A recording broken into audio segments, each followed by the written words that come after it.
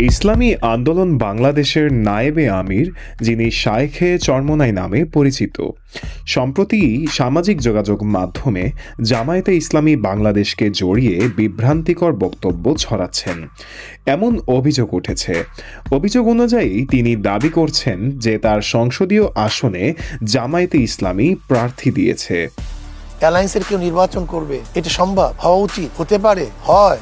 তবে সংশ্লিষ্ট রাজনৈতিক মহল ও দলীয় সূত্রগুলো বলছে বাস্তব চিত্র ভিন্ন।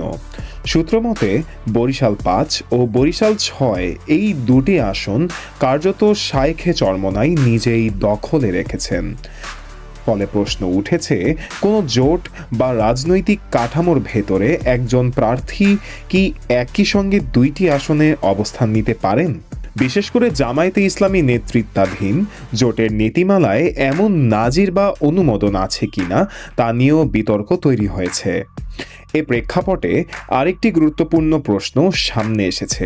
জামায়াতে ইসলামীর আমির ডাক্তার শফিকুর রহমান কয়টি আসনে নির্বাচন করেছেন? এটা হলো কথা যে একজনের দুইটি আসনের নির্বাচন তো জামাত ইসলামের আমিরও করে না। দলীয়ভাবে জানা যায় তিনি একটি নির্দিষ্ট আসন নিয়েই নির্বাচনে অংশগ্রহণের প্রস্তুতি নিচ্ছেন।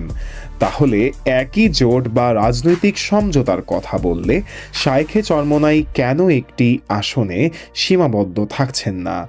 এ প্রশ্ন উঠছে রাজনৈতিক অঙ্গনে।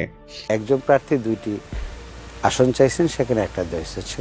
বিশ্লেষকদের মতে জোট রাজনীতিতে স্বচ্ছতা ও দায়িত্বশীল বক্তব্য অত্যন্ত গুরুত্বপূর্ণ। একটি দলের নামে অন্য কেউ প্রার্থী দেওয়ার দাবি করলে তা বিভ্রান্তি সৃষ্টি করতে পারে এবং ভোটারদের মধ্যেও ভুল বার্তা যেতে পারে।